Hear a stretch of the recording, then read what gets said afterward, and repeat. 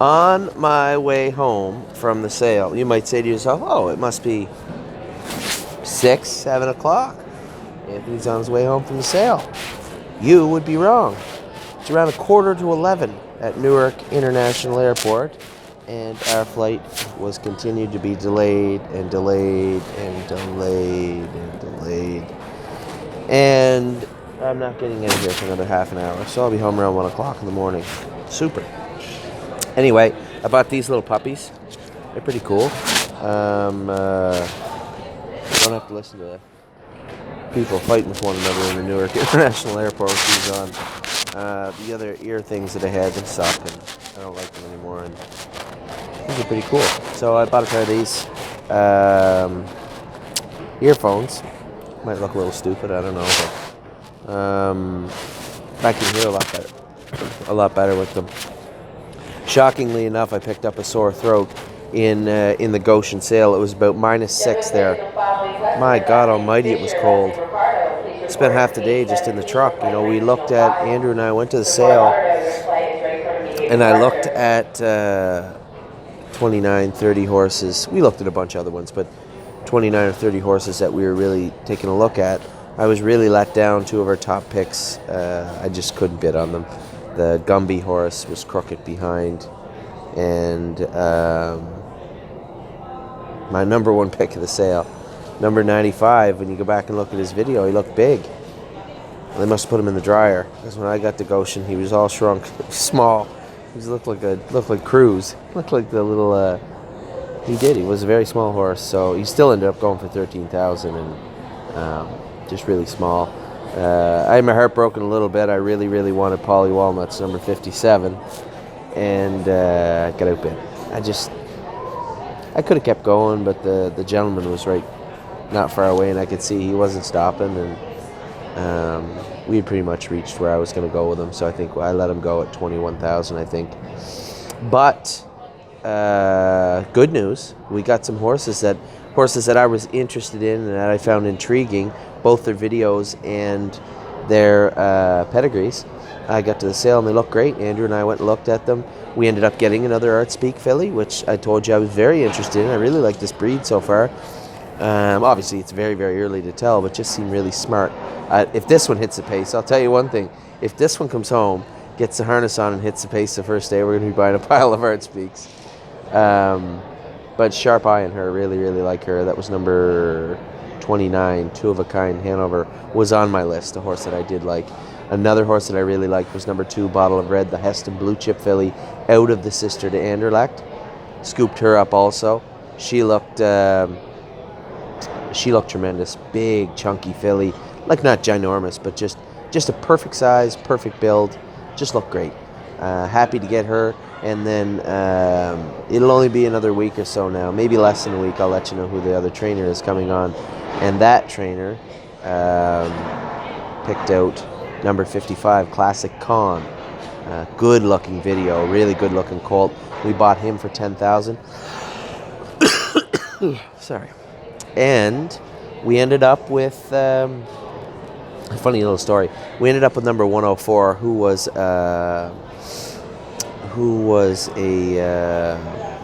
losing my mind. Credit winner filly, out of a sister to Strong Yankee. Strong Yankee at a record 150 and made 1.5 million on the trot, obviously. So I see this filly coming up the hill. We looked at her. I just assumed she'd go for too much money, and you know, if we were going to bid, get a little higher in one of these horses. In my mind, it was going to be Polly Walnuts, the Andover Hall colt. It wasn't going to be this good-looking filly that I knew would go for a lot of money. So I'm getting my tickets. I'm going up to the sales office. Here she is coming up the hill. Man, oh man, long filly, big white blaze on her face. So I text, it's a blue chip horse. And I know a lot of our clients are like, no blue chip, no blue chip. As I said to you before, yeah, we had some bad blue chip horses. A lot of people did. A lot of people had some good blue chip horses. But the reason people take note of blue chip horses is because they all have the name blue chip in them. And if we took and grouped all our bad horses together, or all our good horses together, then I guess we would have people that were interested in buying or not buying that particular breed. And, you know, for me, All the blue chip horses were different. The last grouping we got had one thing in common. They were all by Rock and Roll Hanover, or Rock and Roll Heaven, sorry. And it just turned out to be, I think, a letdown as a sire for the most part. There is some good ones, but he was a great racehorse too. So just one of those things. And anyway, for the clients out there that didn't want them, don't worry about it. He's already sold out, so you won't have to worry about buying into this filly. But man, oh man, she was so gorgeous walking. She walked up the hill, and I texted the firm manager of Blue Chip, and I know him, Eddie. He's a great guy. So I just texted him. I said, "Hey, what's the scoop on the credit winner filly?" I looked at her. I just figured she'd go for too much. He said, "Yeah, she'll be the sale topper. We figured 50 to 60." I said, "Okay, no big deal." He said, "We turned down 35,000 like cash, so 35,000 the other day for her at the firm." So, Eddie and I are friends, and Blue Chip's been good to me, but at the same time, I take it all with a grain of salt. So I'm watching the filly, clearly on her pedigree, and the horse in front of me, she's probably worth that, but I'm not paying $50,000 for anything at the Goshen sale. I mean, that's Lexington, Harrisburg type money, and if we're going to spend that type of money, I want to have a big chunk of that investment locked in before I go in there and put my hand up. So she's in the ring. And after he'd said 50, 60, I'm like, yeah, probably. So I'm not paying much attention. I got my back to her, and I can hear them 20, 25. So obviously I'm multitasking as I do. And she's stuck at 30. I turn around, 30, 30. Now, you have to understand, a lot of these bid spotters work all the sales. So the guys that spot bids today at Goshen, you'll see them at Lexington, you'll see them at Harrisburg. So obviously over the last 3 years, they've got to know me pretty well. So he sees me turn around and look at the board, 30,000. Excuse me. So he looks. He's looking at me, and he's got his hand up. He's telling them to stall, virtually 30, 30, 30.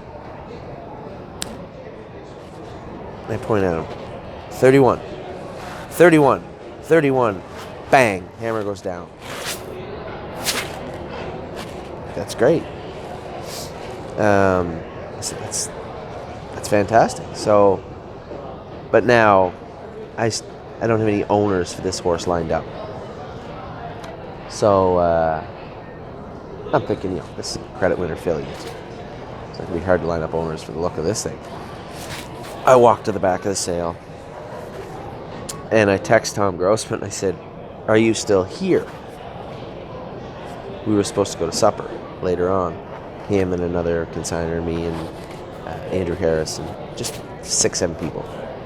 He said, "No, I just went over to the bathroom. I'm throwing up." So again, I take all this in with a grain of salt, right? So I put LOL and walk away. So as I'm leaving the sale, those of you who race in New York, you might know the name of a trainer, Scott DiDomenico. So he was the underbidder. So I know Scott a little bit. Not great, a little bit. As I go out the back door, Eddie is walking in the back door. This farm manager I was telling you about. And he's shaking his head. And Scott DiDomenico comes up and he goes, "Hey man, what's up?" He says to Eddie, and I turn and he goes, "I have the ticket in my hand." He goes, "Did you buy that filly?" I said, "Yeah, I bought the filly, Scott." He goes, "You bought her?" I said, "Yeah, I have the ticket. I bought her." So Eddie goes, "Honestly," he said, "Scott, it wasn't us." So Scott thought that the firm had run the mare up. Like I had run the mare up. Like, no, I bought the mare. And he says, "Jesus Christ." He said, "I'm in the back bidding on this mare. He's in the back outside. I'm inside. Had I known it was him, I probably would..." Oops. Sorry about that. Had I known it was him, I probably wouldn't have bid on the mare. He goes, so me being me, I take my business card out of my pocket and I said, "Here, you may not know." "I know what you do." He said, "I know what you do."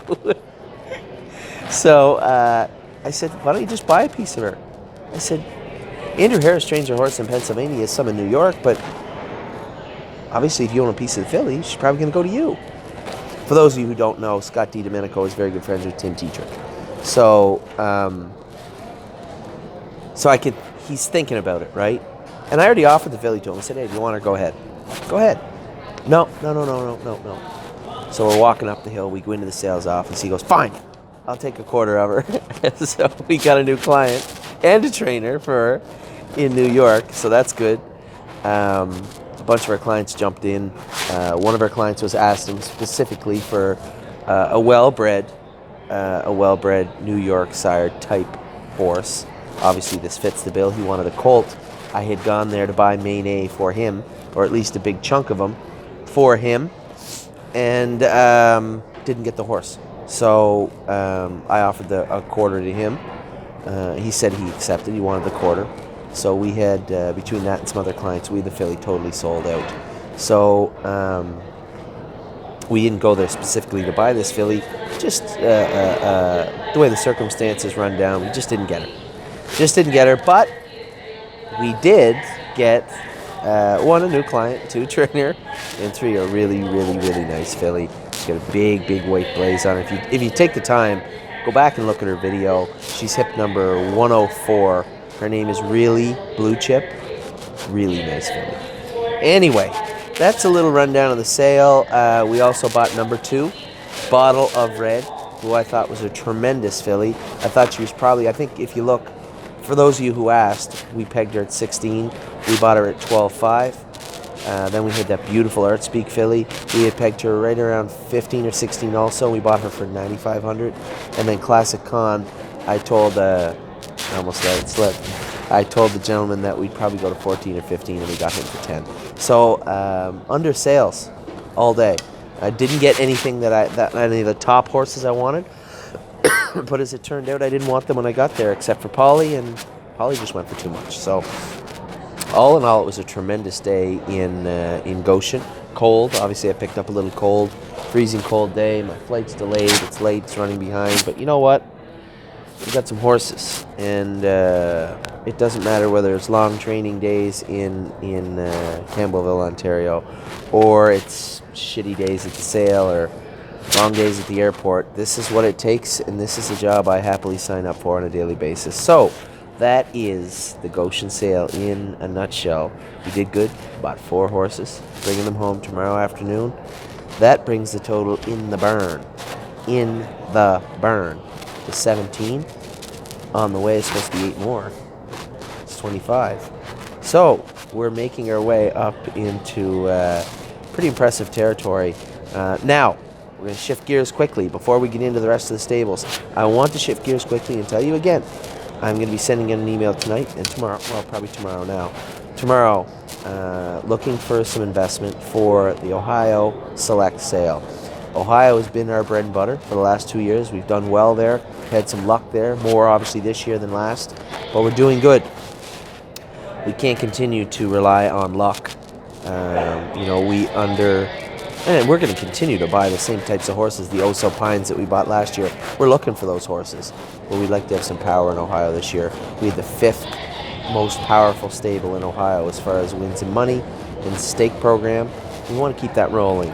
So if you're out there and you're saying, yeah, I think I would like to get involved with the stable and maybe I would like Ohio, feel free to reach out because I'm trying to put together a budget for this Friday coming, the Ohio Select Sale. This is going to be our first big sale of the year. I'm going to give you a video, a rundown of the horses I'm looking at. It's going to come out probably Tuesday morning to give everybody a chance to digest this and see what's going on at the sale. But we do want to make sure that we have some plans in place for some real investment in Ohio this year in 2019, the stake season. Anyway, that's the Goshen sale. That's my pitch to you for the Ohio Select Sale. I'm going to get back to the stables right now. We're going to get back to the stables. We're going to run through Gettysburg.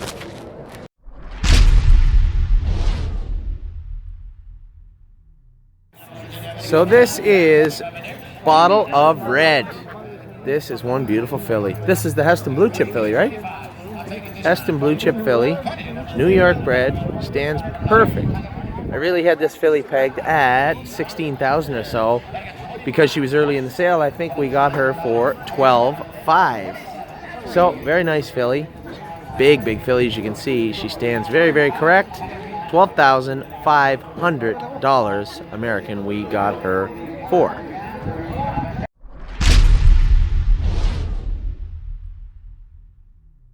So this guy is Classic Con.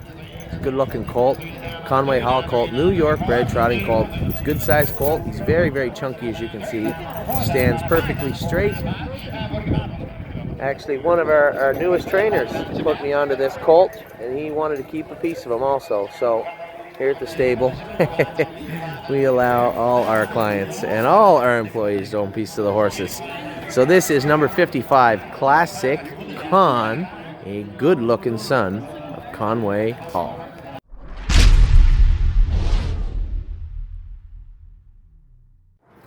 So this is really blue chip. This is a credit winner filly that we picked up at the sale today. The last one we bought, the most expensive one we bought, and she is beautiful. The best one we bought, as Eddie said, the best one we bought. Stands perfect. If you watch our video is very, very nice also. This is a filly, don't kick me now, girl. This is a filly out of a sister to Strong Yankee. Strong Yankee, of course, made $1.5 million and took America 150 and 3. It's a big filly, and all she does is trot in her video. She is beautiful. Anyway, this is number 104, really blue chip.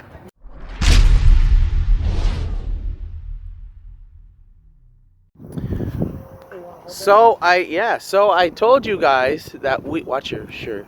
I told you guys that we would be getting some more Art Speaks. I was very, very impressed with the way our Art Speak from Ohio behaved and acted.